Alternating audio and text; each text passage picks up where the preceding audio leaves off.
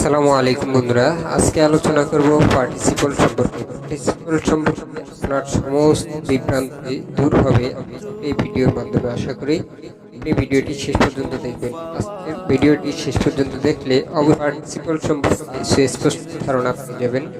বন্ধুরা, আপনি যদি এই চ্যানেলে নতুন হয়ে থাকেন অবশ্যই চ্যানেলটি সাবস্ক্রাইব করুন। তো বন্ধুরা, পার্টিসিপল হচ্ছে যখন কোনো ভার্ব একই সঙ্গে ভার্ব এবং অ্যাডজেক্টিভের কাজ করবে তখন তাকেই পার্টিসিপল বলা হবে। অর্থাৎ পার্টিসিপলটি একই সঙ্গে ভার্ব এবং অ্যাডজেক্টিভের কাজ করবে। মনে রাখবেন, ভার্ব এবং অ্যাডজেক্টিভের কাজ করলেই তা পার্টিসিপল। যেমন আমরা যদি একটু লক্ষ্য করি যে don't put your hand into boiling water. লক্ষ্য করুন বন্ধুরা, এখানে ভার্বের সাথে আইএনজি যুক্ত হয়ে বয়েলিং শব্দটি গঠিত হয়েছে। এটি ফুটেছে এই কাজটি বোঝায়, অর্থাৎ ভার্ব এর কাজটি সম্পন্ন করেছে।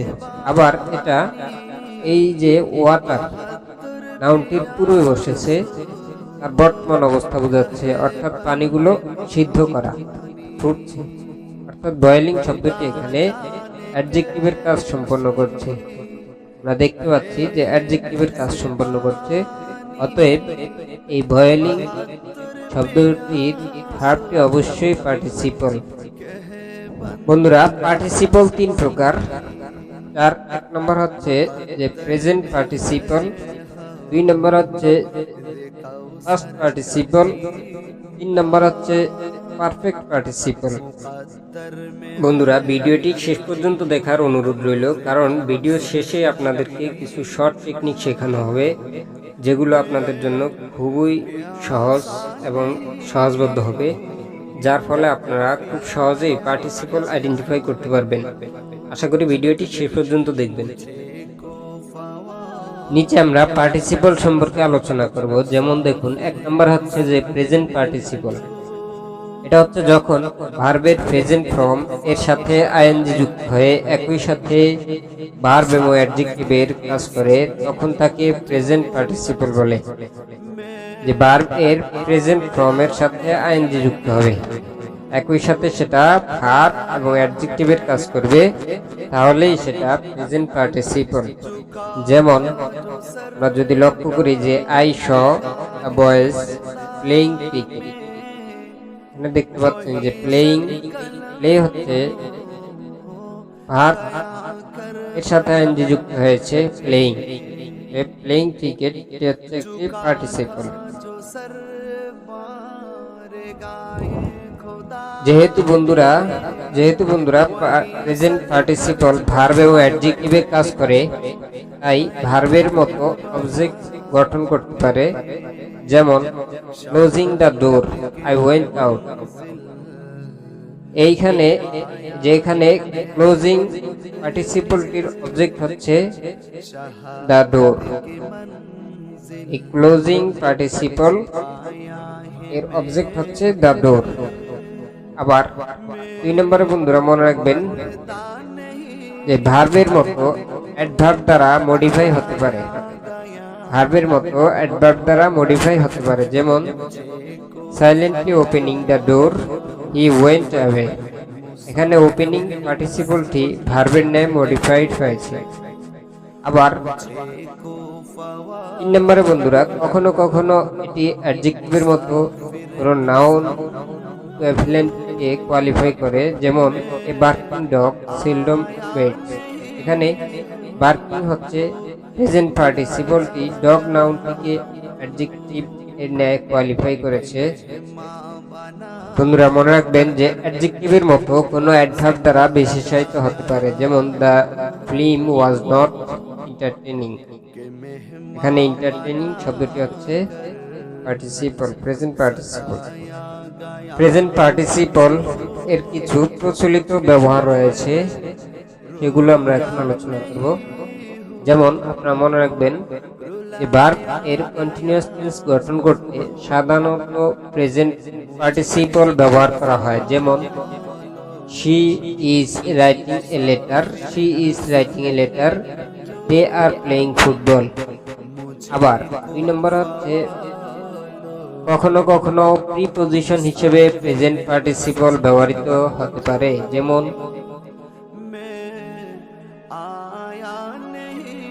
I selected him considering his popularity। এরপরে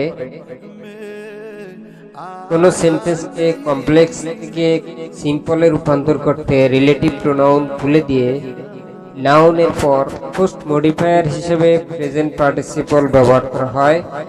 যেমন আমরা একটি কমপ্লেক্স সেন্টেন্স লক্ষ্য করি। কমপ্লেক্স হচ্ছে a boy who is speaking in English can draw beautiful picture। It's simple, the boy speaking in English can draw beautiful picture। এরপর বন্ধুরা মনে রাখবেন, কোন সেন্টেন্স এ অবজেক্টের কমপ্লিমেন্ট বিধেয় পদসমূহ হিসেবে প্রেজেন্ট পার্টিসিপল ব্যবহৃত হতে পারে। যেমন I saw your brother flying. এরপর বন্ধুরা মনে রাখবেন, সিম্পল সেন্টেন্সে একই সাবজেক্ট কর্তৃক দুইটা কাজ সম্পন্ন হলে পূর্ববর্তী কাজটি প্রেজেন্ট পার্টিসিপল ফর্মে প্রকাশ করা হয়। যেমন writing a letter, she post it. I went to Pabna taking my friend with me। উপরের সেন্টেন্স দুটিতে রাইটিং এবং টেকিং হলো প্রেজেন্ট পার্টিসিপল এবং এগুলোর পূর্ববর্তী কাজটি প্রকাশ করতে ব্যবহৃত হয়েছে। এখন বন্ধুরা আমরা দেখব যে ফার্স্ট পার্টিসিপল হচ্ছে ভার্বের সাথে ডি, ইডি বা টি বা এনই বা ইএন যুক্ত ভার্ব যদি একই সাথে ভার্ব এবং অ্যাডজেক্টিভের কাজ সম্পন্ন করে, তখন ফার্স্ট পার্টিসিপল হিসেবে বিবেচনা করা হয়। ফার্স্ট পার্টিসিপল দ্বারা অতীত সময়ের কাজটি সম্পন্ন হয়েছে এরূপ বোঝায়। যেমন আমরা যদি লক্ষ্য করি,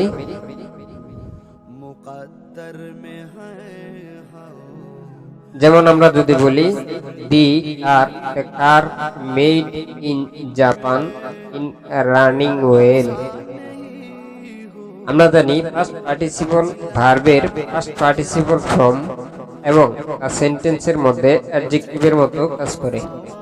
উপরের সেন্টেন্সটিতে মেক ভার্বের ফার্স্ট পার্টিসিপল। এই যে মেড শব্দটি, এটি হচ্ছে মেক ভার্বের ফার্স্ট পার্টিসিপল এবং তা এই সেন্টেন্সের কার নাউনটিকে মডিফাই করেছে এবং এই মেড শব্দটি কার নাউনকে মডিফাই করেছে, অ্যাডজেক্টিভের কাজ সম্পন্ন করেছে। তাই মেড এখানে ফার্স্ট পার্টিসিপল। বন্ধুরা, ফার্স্ট পার্টিসিপলের কিছু সাধারণ ব্যবহার দেখানো হলো আপনাদেরকে। আপনারা দেখে নিন যে ফার্স্ট পার্টিসিপল গুলো কোথায় ব্যবহৃত হয়। এই যে ফার্স্ট পার্টিসিপল সাধারণত বি ভার্বের পরে বসে। যেমন এয়ার ইজ পলিউটেড।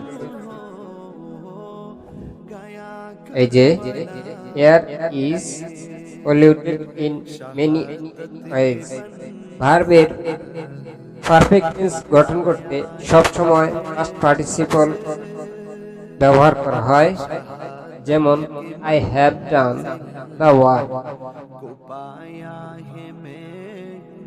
তারপরে কমপ্লেক্স সেন্টেন্সকে সিম্পল সেন্টেন্সে রূপান্তর করতে রিলেটিভ প্রোনাউনের পরিবর্তে অ্যাডজেক্টিভ হিসেবে ফার্স্ট পার্টিসিপল ব্যবহার করা হয়। যেমন কমপ্লেক্স সেন্টেন্স,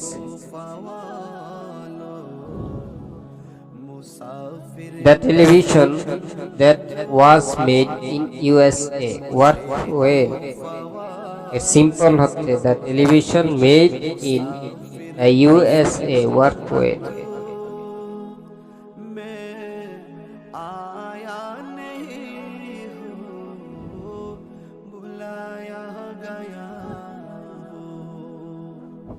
বন্ধুরা, সবচেয়ে বহুল প্রচলিত এই নিয়মটি আপনারা অবশ্যই মনে রাখবেন যে অ্যাক্টিভ ভয়েসকে প্যাসিভ ভয়েসে রূপান্তর করতে সর্বদা ফার্স্ট পার্টিসিপল ব্যবহার করতে হয়। যেমন অ্যাক্টিভ ভয়েস হচ্ছে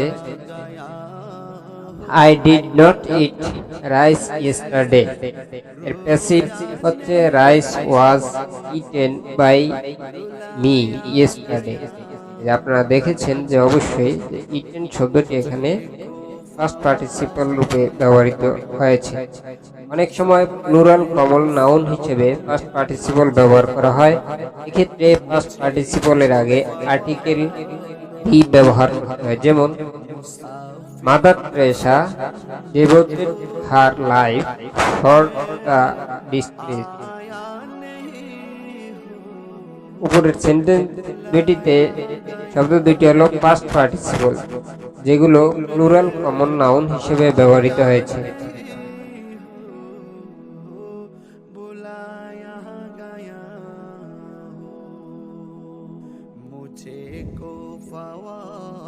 বন্ধুরা মনে রাখবেন, বাক্যে অ্যাডজেক্টিভ এবং অ্যাডভার্ব হিসেবে ব্যবহৃত হয়। পাস্ট পার্টিসিপল অনেক সময় প্যাসিভ এর অর্থ প্রকাশ করে। যেমন এ broken heart always look for consolation.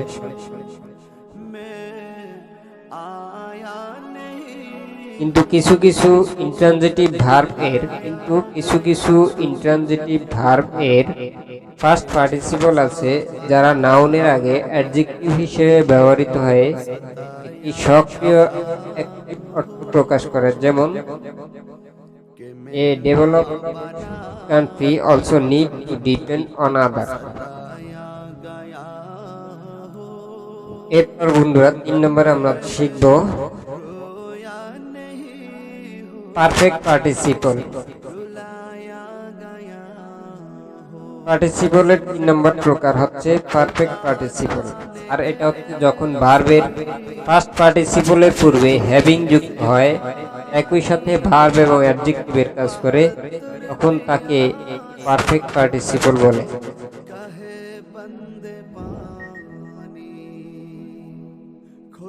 যেমন লক্ষ্য করুন বন্ধুরা, having finished my work I went to meet হিম।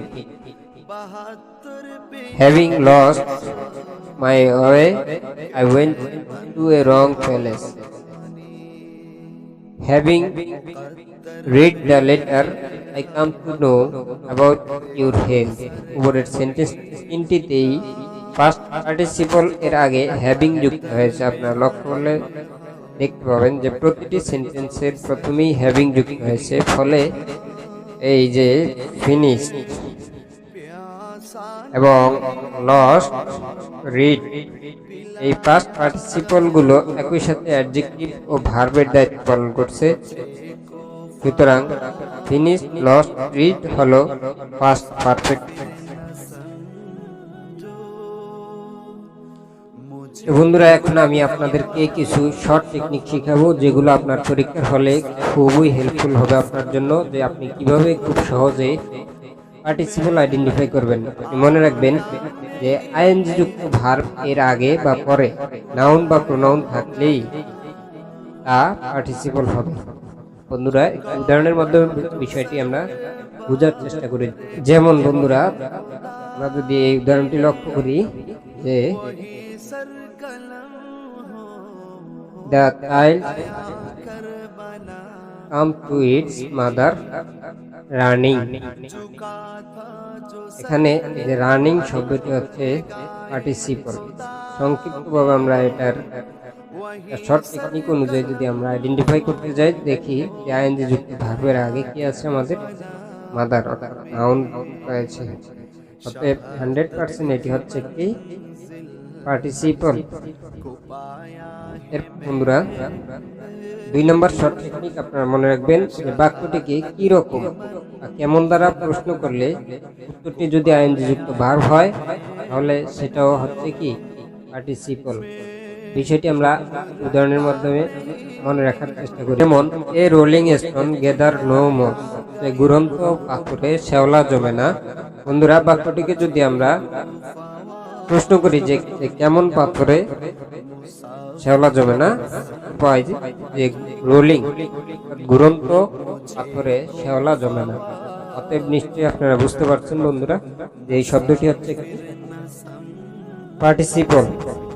বন্ধুরা 3 নম্বর আপনারা মনে রাখবেন যে আইএনজি যুক্ত ভার্ব এর পরে ওয়ার্ডটির মাঝে ইজ বসিয়ে যদি ডান দিক থেকে, কোন দিক থেকে বন্ধুরা, এই যে ডান দিক থেকে অর্থ করা গেলে পার্টিসিপল হবে।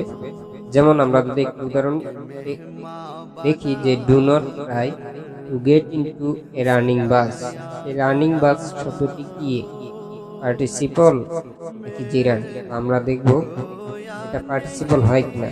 দেখুন, বলেছিলাম যে আপনাদেরকে বলেছি যে ইজ বসিয়ে ডান দিক থেকে, শর্ত হচ্ছে ডান দিক থেকে অর্থ করা যাবে, ডান দিক থেকে অর্থ করতে হবে, ডান দিক থেকে। তাহলে আমরা যদি এই যে ইজ বসালাম উভয় শব্দের মাঝে, রানিং এবং বাস শব্দটির মাঝে ইজ বসালাম, অর্থাৎ বাস ইজ রানিং, বাস কি চলন্ত, যাচ্ছে, চলতেছে, তাহলে অর্থ করা যাচ্ছে। অতএব 100% শিওর যে রানিং শব্দটি হচ্ছে কি পার্টিসিপল। বন্ধুরা, ভিডিওটি শেষ পর্যন্ত ধৈর্য ধরে দেখার জন্য আপনাকে অসংখ্য অগণিত ধন্যবাদ জানিয়ে আজকের ভিডিওটি শেষ করছি। ভিডিওটি ভালো লেগে থাকলে সাবস্ক্রাইব করতে ভুলবেন না। Thank you for watching.